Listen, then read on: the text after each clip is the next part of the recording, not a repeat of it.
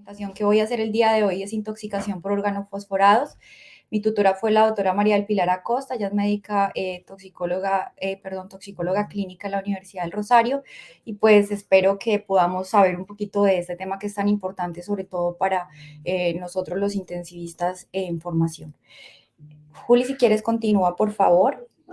Entonces vamos rápidamente, ¿qué son los organofosforados?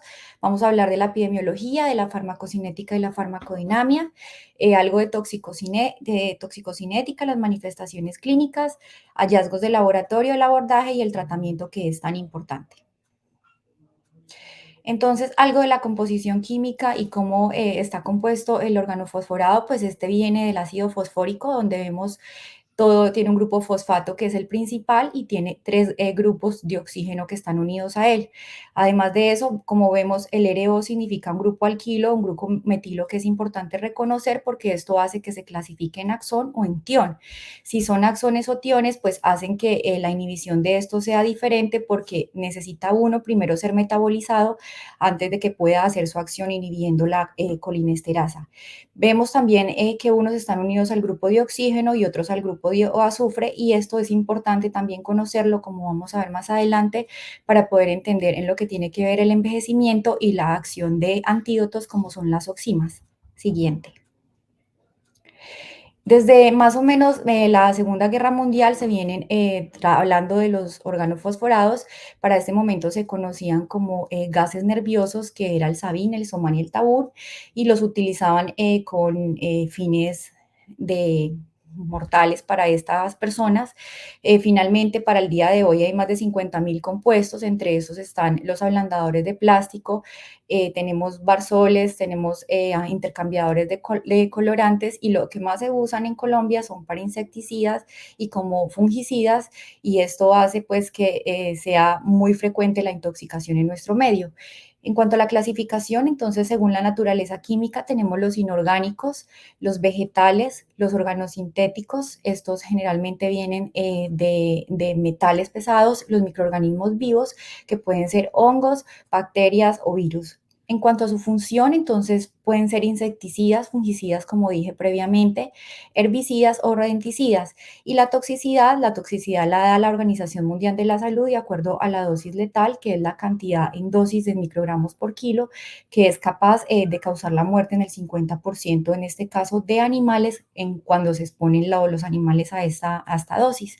Y la protección y el Ministerio de Protección Social de Colombia los categorizó según un color, de acuerdo a categoría 1 si son altamente tóxicos, categoría 2 si son tóxicos, categoría 3 si son medianamente tóxicos y categoría 4 si son levemente tóxicos. En cuanto a la epidemiología, entonces habíamos hablado que en Colombia es un gran problema de salud pública, porque pues los agricultores y sobre todo son herbicidas y fungicidas estos compuestos, entonces los son de mucho uso en los agricultores. Sin embargo, hay que tener en cuenta que también más que de forma que no sea causada, o sea, que sea autoinfligida, las principales causas son por suicidio. Entonces se dice que hasta el 3% de los trabajadores agrícolas tienen una intoxicación aguda y que requieren de un manejo en un servicio de unidad de cuidado intensivo. Hasta 1 millón de intoxicaciones son accidentales, 2 millones, como dije, son más frecuentes provocadas, y desde 1990 ahora al 2020 las tasas de mortalidad han aumentado porque la incidencia ha sido mucho mayor. Cuando nosotros tenemos un paciente intoxicado pues, por organofosforados, tenemos que hacernos varias preguntas. Entonces, ¿es una población o es un paciente con población con riesgo potencial? ¿Está intoxicado porque fue algo intencional o fue porque el paciente trabaja y es agricultor o es pintor o es un veterinario?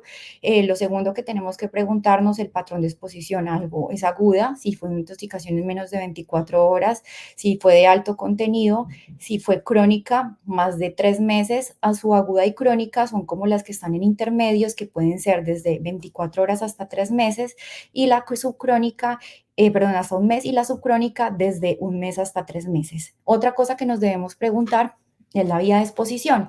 Si fue de forma inhalada y dérmica, que son las más frecuentes en los pacientes que no lo hacen de manera intencional, y si fue por medio digestivo, pues que son las personas que ingieren este tipo de medicamentos. En cuanto a la farmacocinética y la farmacodinamia, hay que entender que, pues como todo tóxico, tiene una absorción, un metabolismo y una eliminación.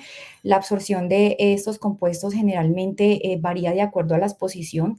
Si es dérmica, es la que más tiempo se demora, generalmente hasta 18 horas para que pueda generar la sintomatología clínica. Hablamos de la inhalatoria, que es la más rápida, puede ser de minutos hasta horas, pero generalmente hasta hablan de 30 a 90 minutos, y la digestiva, que también puede ser desde 30 minutos hasta 5 horas para generar sus efectos. En cuanto al metabolismo, tan pronto alcanza la circulación portal, hay un cierto metabolismo y hay que tener en cuenta en esto la citocromo 450, que juegan un papel fundamental, y también tenemos las colinesterasas, que están la esterasa plasmática y la colinesterasa eritrocitaria, que son las encargadas, como vamos a ver, de metabolizar estos medicamentos. Y la eliminación va a ser por la orina y por las heces, y una figura rápida en el lado de la derecha era más o menos para explicar que el diacinón, este compuesto, ingresó al cuerpo por medio de las P450, como vemos en la gráfica, y por las esterasas hace una inicial metabolismo para luego, por medio de metabolitos activos, poder ser eliminado por las heces o por la orina. En cuanto a la toxicocinética, entonces es lo que generan. ¿Qué es lo que hacen estos? Ellos causan una inhibición de de la colinesterasas. Con esto decimos que la acetilcolina no puede ser dividida o partida en colina y en acetato en ácido acético. Por lo tanto, tenemos que va a haber una acumulación de acetilcolina. Si ustedes ven la gráfica, tenemos un sitio que es positivo y un sitio que es negativo. Por tanto, decimos que la acetilcolinesterasa va a ser inhibida por medio de estos tóxicos, por medio de su grupo hidroxilo, o el grupo que atrae cationes, que es el al lado de la derecha, y va a haber una unión irreversible con el fin de que la colinesterasa no permita que, con el fin de que la acetilcolina no se una a la colinesterasa, y por tanto no pueda causar su separación para ir al pool metabólico y así hacer una regeneración. Esto va a generar que haya muchísima acetilcolina en las hendiduras neuromusculares, con la actividad exagerada o permanente de los receptores muscarínicos y nicotínicos en el sistema nervioso simpático, parasimpático en el sistema nervioso central, y pues es lo que nos va a generar todo esto cuadro clínico que vamos a ver más adelante. Las manifestaciones clínicas son cuatro.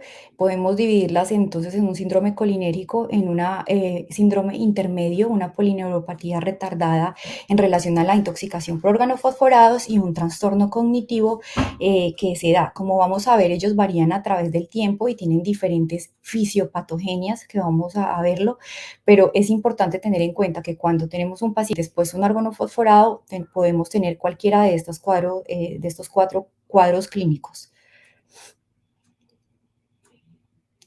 Entonces empezamos con el síndrome colinérico. Habíamos dicho que ya no funciona la acetilcolinesterasa. Como no funciona la acetilcolinesterasa, la acetilcolina va a quedar actuando de forma permanente y exagerada en la hendidura postsináptica, y con esto va a ir a actuar a nivel de los receptores tanto muscarínicos y nicotínicos. Por tanto, la sintomatología me va a dar características muscarínicas, nicotínicas y combinadas. Los muscarínicos son generalmente la sintomatología que inicia. Vamos a tener un paciente que va a tener alteración del estado de conciencia, va a tener entonces salivación, broncorrea o broncoespasmo. Vamos a tener un paciente que va a tener diarrea, compromiso cardíaco con bradicardia, hipotensión. Generalmente los síntomas nicotínicos son tardíos, y también se caracterizan por ser fasciculaciones, debilidad muscular, hipertensión y taquicardia. Y los combinados, como ven, que son cualquiera de los anteriores, y entre estos tenemos deterioro de la placa neuromuscular, que puede llevar al paciente a la complicación más severa, que es la falla ventilatoria. En cuanto al síndrome intermedio, este es lo que precede después o lo que sigue después de los síntomas iniciales del paciente. Uno creería que el paciente llega, le inicia el tratamiento, como vamos a ver más adelante, y el paciente ya no va a presentar más sintomatología. Sin embargo, en las intoxicaciones por órgano fosforado, tenemos que tener en cuenta que hasta 5 años el paciente puede tener secuelas por esta intoxicación. Este síndrome intermedio fue descubierto en 1987 y se define como una sintomatología en relación a la acetilcolina que estimula esa hendidura posináptica y causa lesiones a nivel de la placa neuromuscular, y con esto causa una debilidad neuromuscular que se va a caracterizar por ser uno a nivel de los pares craneales. Entonces afecta los pares craneanos a nivel ocular, a nivel laringio y faringio, y lo más terrible de esto es la afectación que hace a nivel de la unión neuromuscular en lo que tiene que ver el diafragma, causando una parálisis diafragmática que puede llevar inclusive a una falla respiratoria. Por lo tanto, es un síndrome que debemos tener en cuenta, y que generalmente se da desde las 24 horas hasta las 96 horas, con una incidencia que no es baja, va desde los 7% hasta el 84%, y que puede causar la mortalidad en el 40% de los pacientes. ¿Qué medicamentos o qué órgano fosforado nos generan? Hay aquí una lista de los más frecuentes en Colombia. Sin embargo, hay unos y los voy a nombrar, que es el paratión, el fentión y el malatión. Y también tenemos el clorpirifos. Estos organofosforados son diferentes y tenemos que tener en cuenta cuando le hacemos la anamnesis y preguntar al paciente, porque ellos tienen un metabolismo, por decir así, que es más tardío. Ellos tienen alta lipofilia, se acumulan en el tejido graso, después del tejido graso pasan a la circulación y por tanto la sintomatología de ellos es tardía. Entonces, es algo que debemos que tener en cuenta también para el tratamiento en el momento de hacer el abordaje del paciente. Entonces, no olvidar que esos medicamentos y esos órganos fosforados, de acuerdo a la naturaleza química, pueden dar diferente sintomatología en relación con otros órganos fosforados. La otra cuadro clínico que nos puede dar, además del síndrome colinérico de la en síndrome intermedio, tenemos la polineuropatía retardada inducida por órganos fosforados, y esta se da generalmente por una lesión no de la acetilcolinesterasa, ni no tiene nada que ver esta enzima, sino que hay una lesión a nivel de la esterasa neural. Esta está localizada en los nervios periféricos, en los axones de los nervios periféricos, y lo que hace esta es liberar o coger los radicales libres y eliminarlos. Se dice que cuando una persona se expone a organofosforados de forma crónica entre 1 mes y 3 meses, y cuando se retira el organofosforado, entonces esta esterasa se inhibe, y al inhibirse no puede hacer su acción con la consiguiente sintomatología, que es primero sensitiva, con una parestesias a nivel se dice que son en guante y en calcetín, y lo otro motor que se da son una debilidad muscular que es flácida y es bilateral, con que se puede inclusive pues el paciente va a presentar ataques y trastornos de la marcha, pero va a tener electroencefalograma normal con potenciales evocados visuales y auditivos y somatosensoriales normales. Entonces, esta sintomatología, aunque uno no creería que puede dar después de que un paciente ya se le ha quitado la exposición al órgano fosforado, da, pero esto puede ocurrir hasta 5 semanas después de la intoxicación por el órgano fosforado. La próxima, Juli. Siguiente.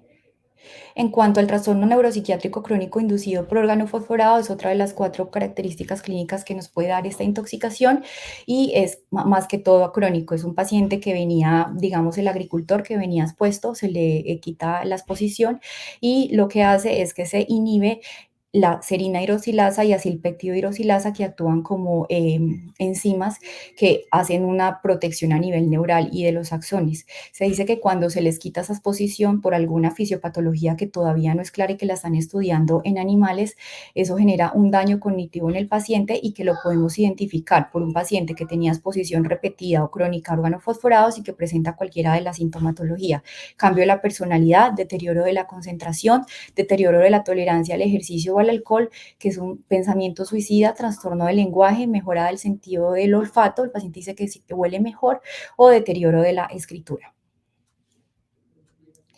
Bueno, entonces, viendo el diagnóstico, entonces hay una escala. Esta escala fue creada en 1993, Esta escala generalmente lo que hace es que de acuerdo a la sintomatología clínica la clasifica en leve, moderada y severa, y uno creería pues que va a llegar el paciente y con esto puede decir está leve, moderado o severo y este paciente tiene gravedad y tengo que llevarlo a la unidad de cuidado intensivo. No está validada para eso, pero hay varios estudios que muestran que entre más alta es la puntuación, el paciente tiene más probabilidad de estar más estancia en la unidad de cuidados intensivos, requerir mayor dosis de medicamento que la atropina y de tener menores niveles de acetilcolinesterasa, que es la que vamos a ver más adelante. Por lo tanto, aunque no validan su aplicabilidad para mortalidad, es una escala que deberíamos tener en cuenta. Siguiente.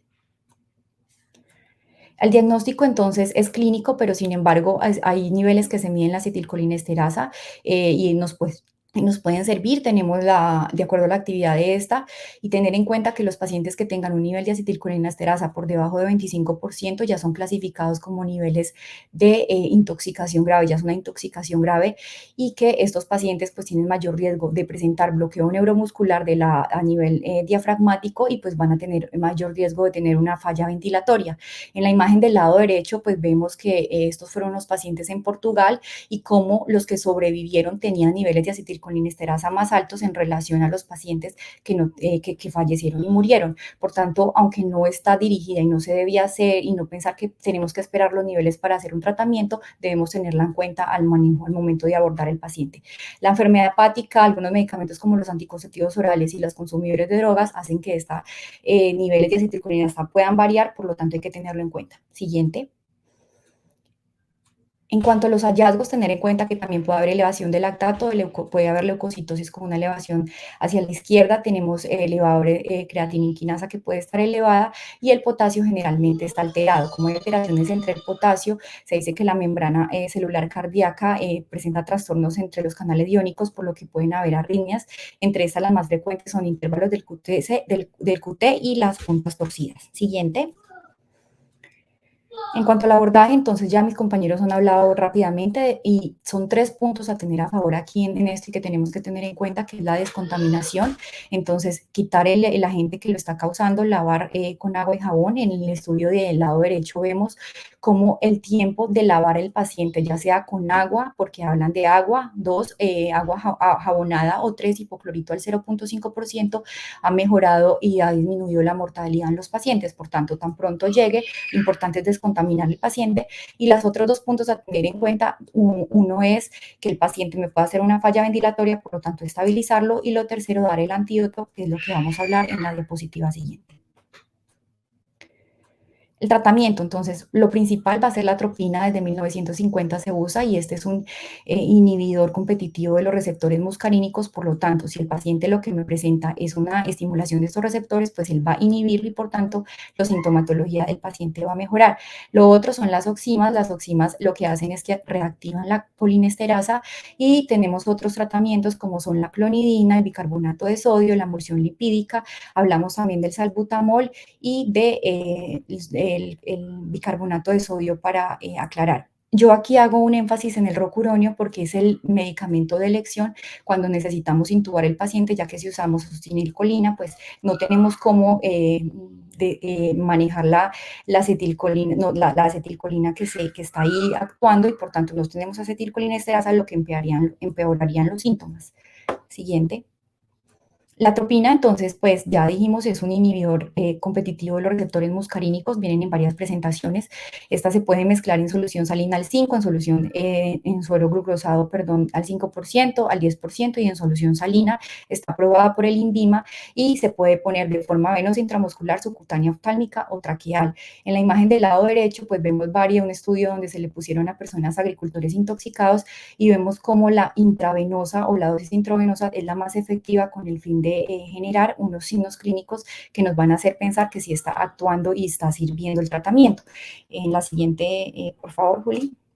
Entonces, hay varias cosas. Yo sé que mucha gente ha escuchado lo de la atropinización y es un aumento de la frecuencia cardíaca por encima de 80, aumento de la presión arterial sistólica por encima de 80, que la persona ya tenga midriasis y que tenga las axilas secas, que con eso el paciente ya logró el tratamiento y que yo lo puedo parar. Sin embargo, tenemos que tener en cuenta que esto no está visto y vamos a esperar que cuando demos el tratamiento, pues toda esta sintomatología no debe basarse en la sintomatología clínica, sino tener en cuenta que cuando el paciente mejore la presión arterial y la frecuencia cardíaca, entonces me doy cuenta que la atropina está funcionando, pero no tener en que la midriasis y que las axilas secas, porque también una estimulación exagerada de los receptores nicotínicos pueden dar esta sintomatología sin que per se sea una respuesta al tratamiento. Siguiente. Entonces, este fue un estudio donde las dosis varían, pero las dosis generalmente van de 2 a 6 miligramos, se pueden dar de 5 a 15 cada 5, 15 minutos y esta variabilidad puede ser 5, 15 minutos, 15 o 30 minutos y las dosis pueden ir hasta 75 miligramos. Aquí hay 24 revisiones sistemáticas, una revisión sistemática de 24 estudios que se hizo desde 1990 hasta el 2014 y se vio que la dosis puede variar y no hay como un estudio en sí que diga si sirve o no sirve. Lo que sí se ha visto es que doblar la dosis, tan pronto se dé 2 a 4 miligramos y no hay respuesta a los 5 minutos, doblar la dosis disminuye la mortalidad. Por tanto, si uno utiliza una dosis de 2 miligramos, el paciente no mejora, a los 5 minutos yo doy una dosis de 4 miligramos, pues esto pudiera hacerme sentir a mí que el paciente puede disminuir la mortalidad, por lo tanto está indicado hacer este tratamiento. La infusión se continúa cuando ya el paciente ha subido la frecuencia cardíaca, ha mejorado la presión arterial y se continúa a dosis del 20% de la dosis total que se usó de la atropina. En cuanto a este estudio, pues vemos como disminución de las complicaciones, disminución de la toxicidad por atropina, porque yo también lo puedo intoxicar, y también disminución de la muerte, como vemos en esta curva de Kaplan-Meier, que el paciente pues mejora con la dosis de atropina. Entonces, también hablamos de las oximas pues es otro de los medicamentos utilizados, también están en el tratamiento, básicamente las usamos para el síndrome intermedio. En Colombia no tenemos la toxogonil, pero sí tenemos el metisulfato de pralidoxima, que es para los síntomas intermedios, cuando el paciente presenta los síntomas de forma tardía, se dan en dosis de 2 gramos, generalmente en un transcurso de cada 6 horas, y la infusión continúa de 8 a 10 miligramos por kilo cada 48 horas. Siguiente. Ese es un estudio que muestra que lo que les dije, el que está estudiado y efectivo es la atropina, pero este estudio, en una revisión de Cochrane, nos dice que no disminuye ni la mortalidad y tampoco disminuye los días de ventilación mecánica ni de estancia en UCI, por lo tanto, lo debemos tener en cuenta para el paciente. Siguiente. En cuanto a la pralidoxima, pues este es otro estudio que nos muestra que se mejora la mortalidad, por tanto, aunque Cochrane dice que no lo usemos, lo usan en el síndrome intermedio. Siguiente. Otras terapias ya para finalizar, entonces, son el salbutamol, la clonidina, la emulsión lipídica, y estos básicamente se usan con el fin de mejorar el intercambio gaseoso, disminuir la síntesis de acetilcolina y hacer una extracción de los organofosforados. En cuanto a la alcalinización del plasma, entonces se dice que dar bicarbonato corrige la acidosis y al corregir la acidosis, entonces va a haber hidrólisis de la acetilcolina, del organofosforado, y se va a separar de la acetilcolinesterasa con la consiguiente mejoría clínica. Calcio y magnesio para las arritmias y las benzodiazepinas para la agitación motora que pueda tener el paciente. Entre esos están el diazepam, el lorazepam y el midazolam. Siguiente. El síndrome intermedio, les dije, pues es una complicación en relación a la estimulación repetitiva de los receptores nicotínicos, por tanto la atropina no es de elección. En este lo que deberíamos y pudiéramos usar son las oximas y tener en cuenta que la ventilación mecánica es el manejo que debemos hacer en estos pacientes, porque la estimulación persistente de la placa neuromuscular está haciendo una toxicidad o está debilitando el músculo diafragmático, y este paciente tiene riesgo altísimo de hacer falla ventilatoria. Por lo tanto, es estabilizar el tratamiento en el síndrome intermedio. El tratamiento de elección es estabilizar la vía aérea. Siguiente. Pronóstico tiene una mortalidad del 30 al 20%. Como les dije, hay que tener en cuenta la naturaleza, el grado, la administración, la absorción y la eliminación, y el tratamiento debe ser oportuno y rápido. Siguiente. Y las conclusiones para finalizar, es un problema de salud público alto en Colombia. Tenemos que tener en cuenta qué población estamos manejando, si es autoinfligido o no es autoinfligido, y también que el abordaje debe ser rápido y manejar en nuestras unidades de cuidados intensivos protocolos para así disminuir las complicaciones. Muchísimas gracias.